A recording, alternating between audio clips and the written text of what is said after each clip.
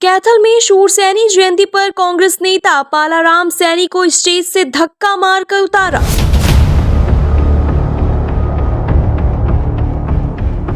हुआ विवाद।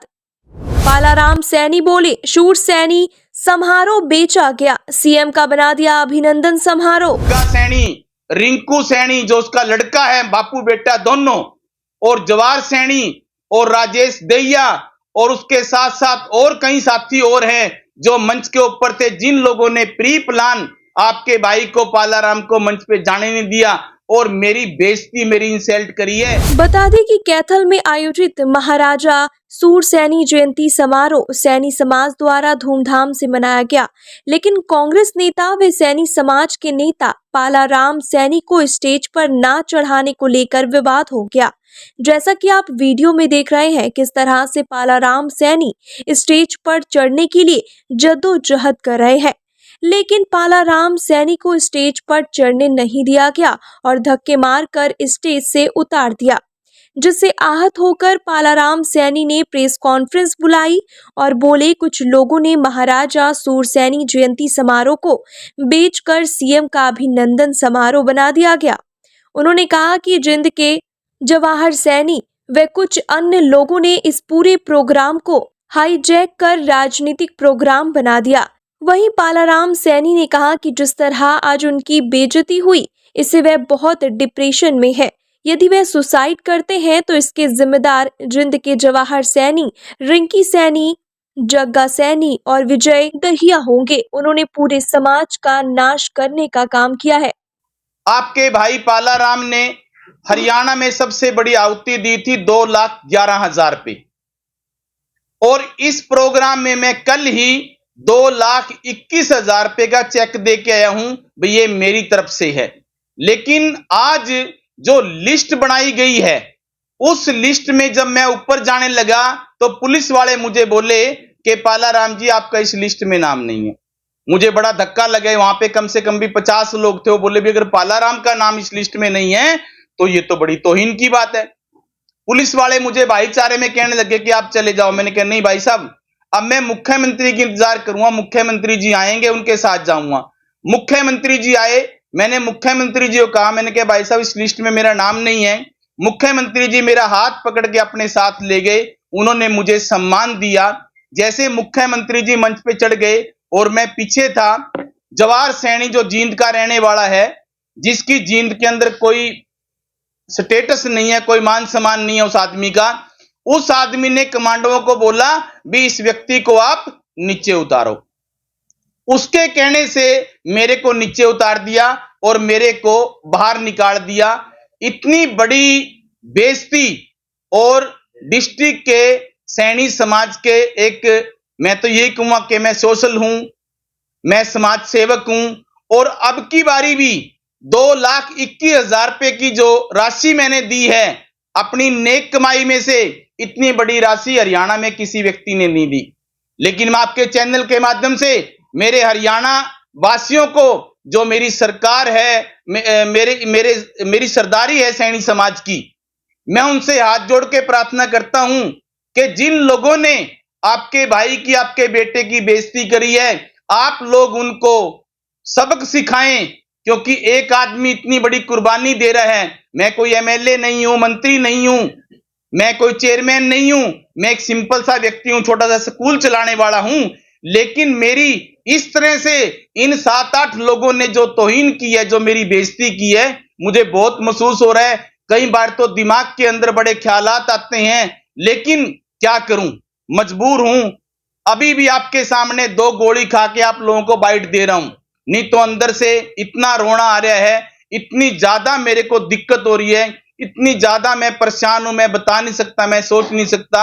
इन 6-7 आदमियों ने विद प्लान मेरी बेइज्जती की है। लेकिन मैं खुश इसलिए हूं कि हरियाणा सरकार में आज जो मेरे बड़े भाई माननीय नैब सिंह सैनी जी मुख्यमंत्री हैं, उन्होंने मेरी हाथ पकड़ के मेरे को मंच तक ले गए। लेकिन मंच पे जाने के बाद वो थोड़ा सा आगे चले गए और जवाहर सैनी ने कमांडों को बोल के मेरे को नीचे उतार दिया। तो मेरी हरियाणा समाज के मेरे बड़े बुजुर्गों से, युवा साथियों से, मातृशक्ति से हाथ जोड़ के विनती है भी इस टाइप के जो जवार सैनी व्यक्ति हैं समाज के अंदर, इन लोगों को आप सबक सिखाओ, नहीं तो समाज टूट जाएगा।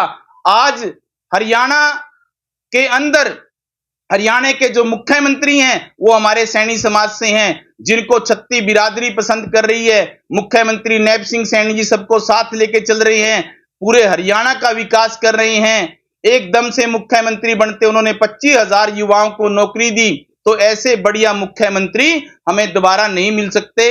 तो मेरी तो आप सब साथियों के चैनल के माध्यम से रिक्वेस्ट है, जग्गा सैनी, रिंकू सैनी जो उसका लड़का है, बापू बेटा दोनों, और जवार सैनी और राजेश दहिया, और उसके साथ साथ और कई साथी और हैं जो मंच के ऊपर थे, जिन लोगों ने प्री प्लान आपके भाई को, पालाराम को मंच पे जाने नहीं दिया और मेरी बेइज्जती, मेरी इंसल्ट करी है।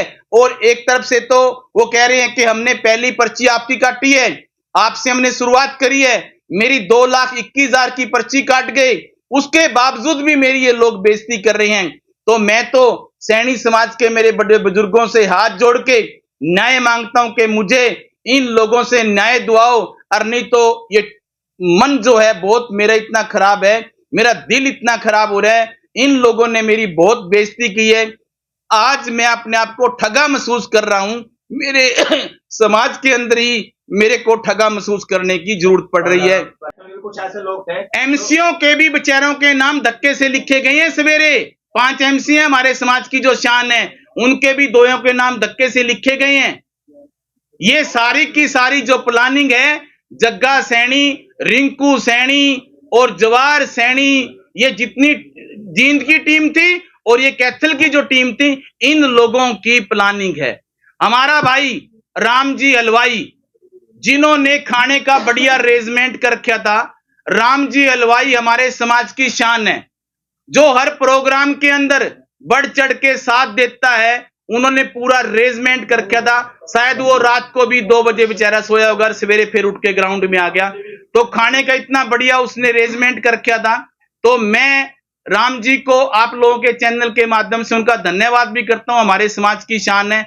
लेकिन हमारे समाज में जो जयचंद हैं, समाज को इन जयचंदों के ऊपर सोचना होगा दोस्तों। हम के साथ हुआ, हम उसकी निंदा करते हैं और उस जवार सैनी से भी हम बात करेंगे भी ऐसा क्यों करा उसने।